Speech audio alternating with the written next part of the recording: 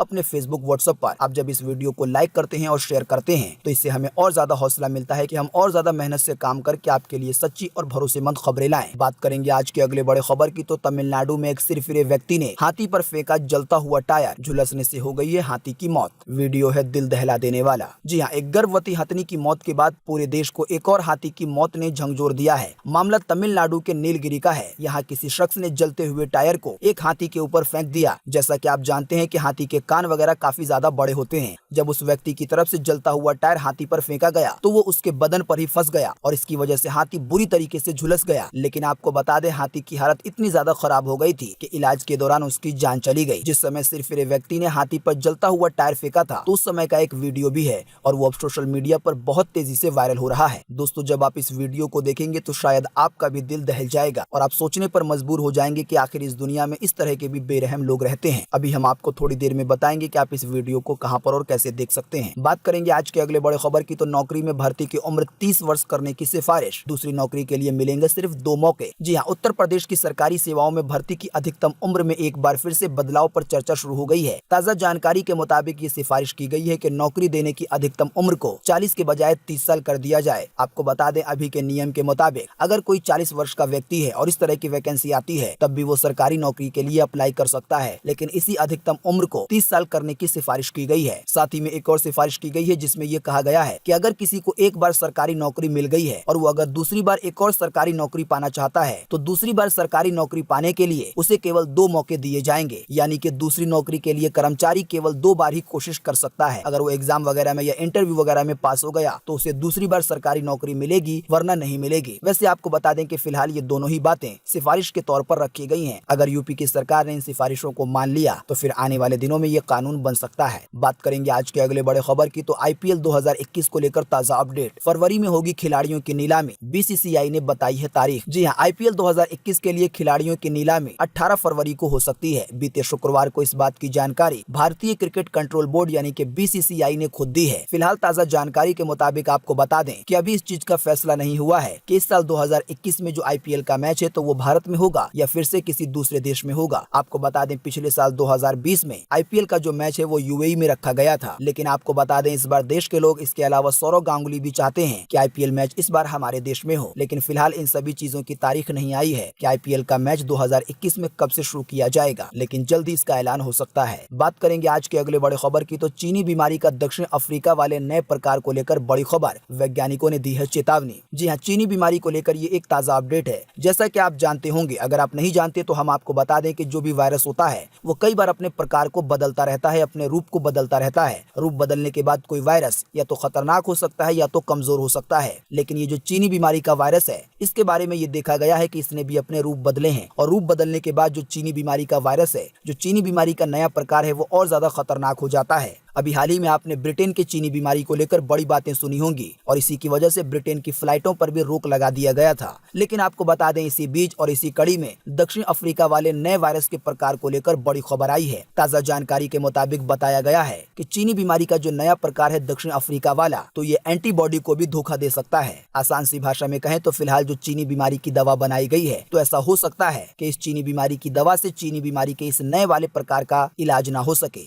क्योंकि किसी बीमारी की वैक्सीन जब बनाई जाती है या जो चीनी बीमारी को लेकर वैक्सीन बनाई गई है, तो ये एंटीबॉडी के सिद्धांत पर बनाई जाती है। इसी की वजह से ये अनुमान लगाया जा रहा है। वैसे तो हमारे भारत में चीनी बीमारी के मामले बहुत ज्यादा कम हो गए हैं और खुशी की बात है कि चीनी बीमारी की दवा हमारे भारत में बहुत सारे लोगों को लगना भी शुरू हो गई है। लेकिन इन सब के बावजूद हमें सावधान रहना होगा। आप जब भी घर से बाहर निकलें तो मास्क जरूर पहने, सोशल डिस्टेंसिंग का पालन करें। इसके अलावा सरकार की तरफ से जो भी निर्देश दिए जाते हैं एहतियात बरतने के, तो उसका भी पालन करें। बात करेंगे आज के अगले बड़े खबर की, तो एक बार फिर बढ़े पेट्रोल डीजल के दाम। आइए बताएं ताजा भाव। जी हां, लगातार 2 दिनों तक पेट्रोल डीजल के दाम स्थिर रहने के बाद बीते रोज एक बार फिर से पेट्रोल पर 25 पैसे की बढ़ोतरी दर्ज हुई है। इस बढ़ोतरी के बाद अभी राजधानी दिल्ली में 1 लीटर पेट्रोल की कीमत 85.45 है। वहीं अगर बात करेंगे डीजल की, तो डीजल के दामों में भी 27 पैसे की बढ़ोतरी हुई है। इस बढ़ोतरी के बाद अभी राजधानी दिल्ली में 1 लीटर डीजल की कीमत 75.63 है। बाकी कोलकाता, मुंबई, चेन्नई के दाम आपकी स्क्रीन पर है, आप वीडियो को रोक कर देख सकते हैं। इसके अलावा हम आपको एक लिंक दे देंगे इसी वीडियो के नीचे डिस्क्रिप्शन में, जिस पर आप क्लिक करके देश के और भी बड़े बड़े शहरों के पेट्रोल डीजल का ताजा भाव प्राप्त कर पाएंगे। ये भी जान पाएंगे कि आपके शहर में पेट्रोल डीजल के दाम कितने घटे या कितने बढ़े। दोस्तों, इसके अलावा हम आपको एक और लिंक दे देंगे इसी वीडियो के नीचे डिस्क्रिप्शन में, जिस पर आप क्लिक करके हाथी के उस वीडियो को देख पाएंगे जिस पर एक सिरफिरे और बेवकूफ आदमी ने जलता हुआ टायर फेंक दिया था। अगली खबर के बारे में बताने से पहले हम आपको बीपर ऐप के बारे में एक जानकारी देना चाहेंगे। अभी हमने आपको थोड़ी देर पहले एक बीपर नाम के ऐप के बारे में बताया था। इस ऐप के अंदर आपको व्हाट्सएप जैसे लगभग 15 ऐप मिल जाएंगे और आपको अलग अलग से सभी ऐप को डाउनलोड नहीं करना पड़ेगा। लेकिन हमने आपको बताया था इस ऐप के साथ एक छोटी सी दिक्कत है, और वो दिक्कत ये है कि ये एक पेड ऐप है, यानी कि ये ऐप आपको फ्री में नहीं मिलेगा। इस ऐप को चलाने के लिए आपको हर महीने $10 यानी कि लगभग 730 रुपए खर्च करने होंगे। बात करेंगे आज के अगले बड़े खबर की, तो आंदोलन में जान गंवाने वाले पंजाब के किसानों के परिवारों को 5-5 लाख रुपए देगी पंजाब की सरकार और साथ ही में एक नौकरी भी देगी। जी हाँ, जैसा कि अभी हमने आपको बताया कि लगभग 2 महीनों से किसान आंदोलन कर रहे हैं नए कानून को लेकर। दुख की बात यह है कि इस आंदोलन में बहुत सारे किसानों की जान भी चली गई है। कुछ किसान बीमार की वजह से अपनी जान गंवा बैठे, तो कुछ किसानों ने आत्महत्या कर ली। आपको बता दें, अब पंजाब सरकार ने यह ऐलान किया है कि आंदोलन के वक्त जिन भी किसानों की जान गई है, तो उनके परिवार को मुआवजे के तौर पर 5-5 लाख रुपए दिए जाएंगे और साथ ही में